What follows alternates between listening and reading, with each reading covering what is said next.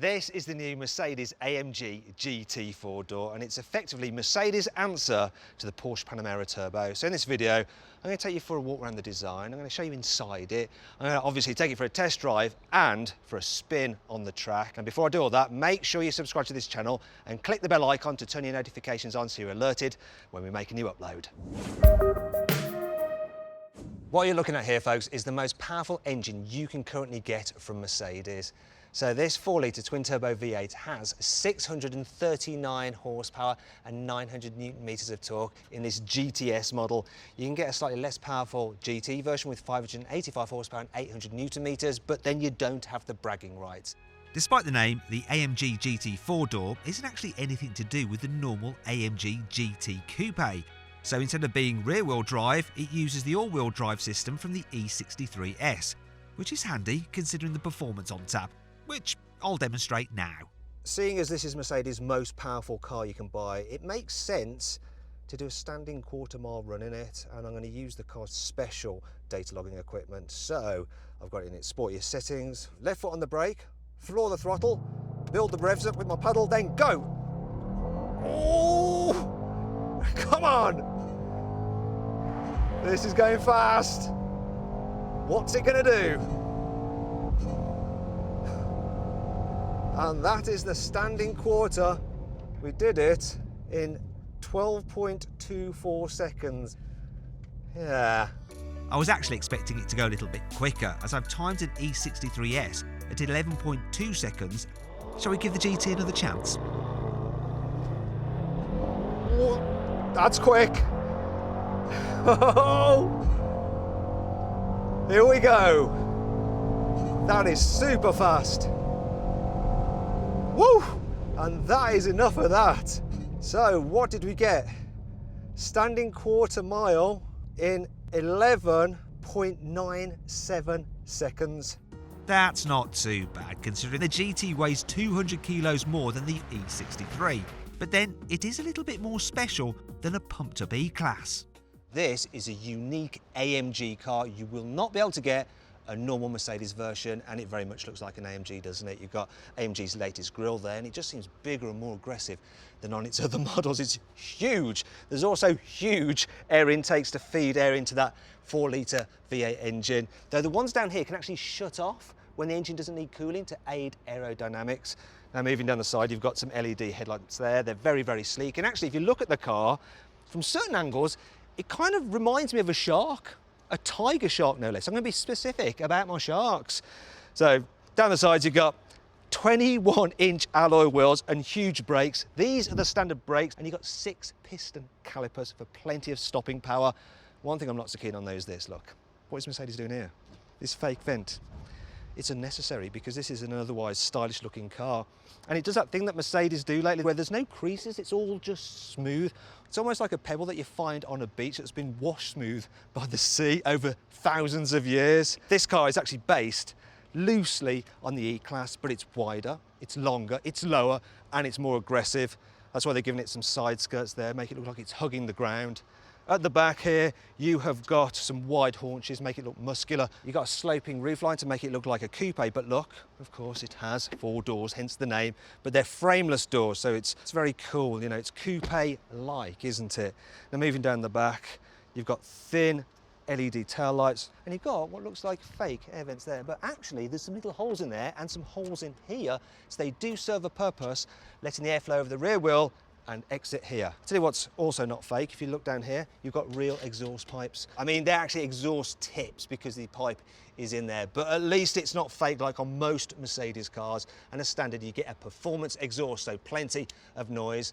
There's also a little rear diffuser down here as well, once again to smooth the airflow, but this is a big thing for me on this car. It's the fact that it's a hatchback. So yeah, a hatchback like a Porsche Panamera. Which one do you think looks the best? The Porsche Panamera Turbo or this? Click on the pop-out banner in the top right-hand corner of the screen to cast your vote. The AMG GT 4-door will cost from £121,000 for the normal GT and £135,000 for the higher-powered S version. But does it feel suitably expensive inside? You might look at this interior and think it's pretty much the same as an E63's, but actually there are some very key differences. So these vents, they're like this turbine effect, which look cool, but the biggest difference is down here, this center console, which is absolutely massive. And it's actually been designed to mimic a V8 engine because you've got these little banks. There's 4 on each side of switches where you can control different things such as the volume, the stop-start system, the deployable wing at the back, the exhaust, the traction control, the suspension, the gearbox settings, and obviously your driver's modes as well. You've also got the little AMG gear selector down here, and in front of it is the new Mercedes mouse pad for the infotainment system. So it's touch sensitive and it has haptic feedback, so when you go across different icons it vibrates to let you know you're clicking the right thing.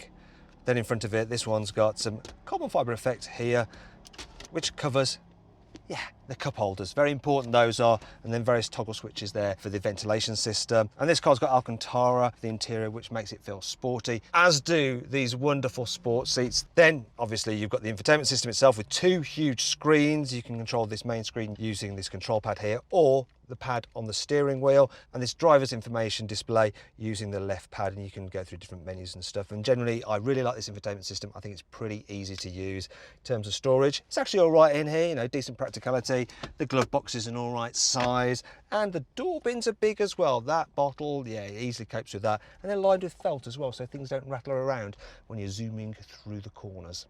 The GT 4-door is also good for carrying larger items too.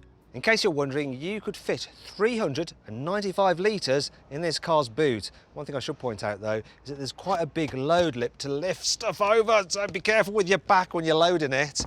There is some more storage space just under here as well if you need it. An extra 66 litres, and if I fold the rear seats down, which I can do electrically by pressing these buttons, you then have a flat load area with 1,324 litres of space. Yes, I know I'm being very precise, but this is a German car and the Germans demand that you are precise. Also in the interests of precision, I asked someone to chauffeur me so I could see what it's really like to travel in the back of this 4-door coupe. So, is it salubrious enough? Well, despite that sloping roofline, it's actually quite spacious, look. Loads and loads of room, I can't complain about that. I also quite like the fact that you've got these contoured seats in the back, so they feel sporty. So you do feel like you're part of the action, even if you're relegated to the rear. What's not so great though is that it does feel a bit dark. I mean, the black interior is not helping, and neither is the small, narrow rear window. So maybe I'll put this light on and it will help somewhat. Or maybe not. It doesn't do anything at all. I suppose the seat belts do brighten things up a bit, but that's about it. Another problem that I have is the fact that this seat, great sport seats if you're in the front, but they block your view if you're in the back. And if you're someone like me who gets a bit car sick, it's not great, especially when this thing can accelerate really hard. So you might get a little bit more. You might need to carry one of these if you're a bit queasy. And that brings me on to what's not great about this AMG. Well, in addition to that unimaginative 4-door name. A lot of people see this car and go, oh look, you've got a Mercedes CLS, nice.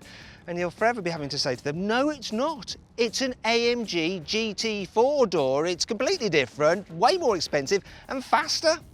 Yeah, you'll soon get sick of having to constantly explain yourself. There's no separate guide nor runners for the rear seat belt, so when you fold the back seats down, they can sometimes snag, which could get on your nerves. Look at this nasty, cheap bit of plastic down here. It's absolutely awful. It's outrageous to have it in a car which costs well over £100,000. Because the door opening is actually much lower than the roof line, a lot of people may make the mistake of not ducking when they go to get out. Ow. If you're static, you can't rev the engine past 4,000 RPM, which is really annoying if you're sat at the traffic lights and you want to impress other motorists with how cool your car's exhaust sounds. Thankfully, this car has plenty of cool features, which helps make up for all this. Here's 5. The AMG GT 4-door gets rear wheel steering as standard. So at lower speeds, the back wheels turn in the opposite direction to the front wheels, a bit like on a forklift truck, to aid low-speed manoeuvrability. But then, when you're going at higher speeds, they turn in the same direction as the front wheels for improved high-speed stability. The car has an active rear spoiler which can raise to 4 different positions depending on how fast you're going, or you can raise it fully up when you're just cruising around by pressing a button in the cabin if you think that looks cool. You can get the car with dynamic engine mounts, so when you're just cruising along, it holds the engine kind of loosely so you don't get too many vibrations entering the cabin. But when you're going fast through some corners, it holds it tightly to improve the handling. If you have the GTS model, it comes as standard with an active rear differential, and that can send power to which rear wheel has the most grip for optimal corner exiting traction. You get the new AMG sports steering wheel, and that has special toggles here for various functions like the gearbox, the suspension settings, and the various driving modes. Also, you can turn the car from 4-wheel drive to rear-wheel drive by selecting drift mode. Though this is not recommended for road use. Speaking of which, what's the GT 4-door like to drive? Well, yeah, it feels like a proper full-fat badass AMG. You know, I've got it all in its comfiest setting, but I can tell that there's a beast lurking beneath, because all I have to do is put my foot down and it just takes off. I mean, this thing's got so much pulling power. And that gearbox, you've got 9 speeds. 9 speeds for it to think about. Yeah, it can just find the right gear instantly. And I've got to be careful because I'm in America, and on this road the speed limit is just 65 miles an hour, and you exceed it like that. So the air suspension, which you get as standard, even in comfort mode, it never feels floaty. It always feels tied down. You do feel the odd bump here and there, but it's never too bad. The steering, it's sharp, it's precise, and I love the fact that you've got this Alcantara covering. It just makes the car feel sporty. Just cruising along, you can feel that V8 engine just kind of whirring away, even with the exhaust in the quieter setting. You could do mile after mile in this thing. But then you can twiddle some knobs and make it a little bit more aggressive. So I'm going to turn this dial, put it into sports mode. In fact, why not go to Sports Plus? Adds weight to the steering, sharpens the throttle response, makes the gearbox more responsive as well, and it's put me into the stiffest of 3 settings on the suspension. But I don't want that because it's a little bit too stiff for the road. So I'm going to knock it back into the middle setting, which is fine for fast road driving. I like the fact that I can like mix and match all the different settings. So yeah, I'm going to put the exhaust in its loudest setting. I'm going to put the gearbox into manual mode, and I'm going to change the gears myself because that will let me play a bit more with the exhaust. I mean, this is silly. But it's so much fun, and that's what AMGs are all about. They're raucous, they're bad, they're crazy. They make you feel alive, and this car definitely makes you feel alive. However, will it kill you should you dare to take it on a circuit? So this is a very technical track. It's quite hard to learn. So to be able to confidently drive around it in a car that weighs 2.1 tons, well, it has a lot to say for how well this thing is set up. It's really predictable, really well balanced. The 4-wheel drive system is great for hauling you out of tight turns, giving you plenty of grip. But even if you have it in all-wheel drive mode, there's just so much oomph. You can just get it sliding. You've got this kind of intermediate stability control off setting, and it lets you have a little bit of slip without you getting into any trouble. Those big brakes do a good job as well. If you're doing a lot of circuit work, you're probably going to want the optional carbon ceramics. I tell you what, this is a proper thing, you know, good on the road, capable for a massive car on the track. This is a machine that can be all things to all men and all women, so long as you can afford it.